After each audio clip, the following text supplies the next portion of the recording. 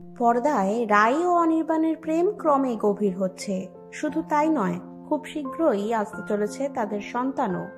তবে মিঠিঝোড়া ধারাবাহিক টিআরপি তালিকায় তেমন ভালো ফল করতে পারছে না, কিন্তু গল্পে আসছে একের পর এক নতুন মোড়।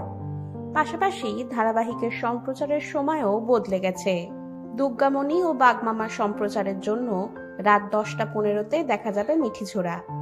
গুঞ্জন শোনা গেছে শেষ হবে মিঠিঝোড়া ধারাবাহিক। তবে পর্দায় এখনো রাই অনির্বাণের প্রেম জমে উঠছে, কিন্তু বাস্তবে অনির্বাণ অর্থাৎ অভিনেতা সুমন দে কিন্তু মন হারিয়েছেন অন্য এক অভিনেত্রীর প্রতি। জানেন কে তিনি? গুঞ্জন শোনা যাচ্ছে ছোট পর্দার জনপ্রিয় অভিনেত্রী শীর্ষা গুহ ঠাকুরতার সঙ্গেই নাকি সুমনের বিশেষ সম্পর্ক গড়ে উঠেছে।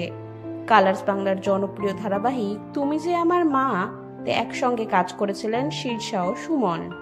শোনা যায় সেখান থেকেই তাদের বন্ধুত্বের সূচনা, যা পরবর্তীতে আরো ঘনিষ্ঠ সম্পর্কের রূপ দিয়েছে। তবে এই মুহূর্তে দুজনেই নিজেদের ভালো বন্ধু বলেই দাবি করেন। তাদের সম্পর্কের মিষ্টি মুহূর্তগুলো তারা সোশ্যাল মিডিয়ায় ভাগ করে নেন, যা দেখে অনেকেই মনে করছেন বন্ধুত্বের থেকেও বেশি কিছু রয়েছে তাদের মধ্যে। টলিউডের অন্দরে কানাঘুষো চলছে, শীর্ষা ও সুমন প্রেমে হাবুডুবু খাচ্ছেন।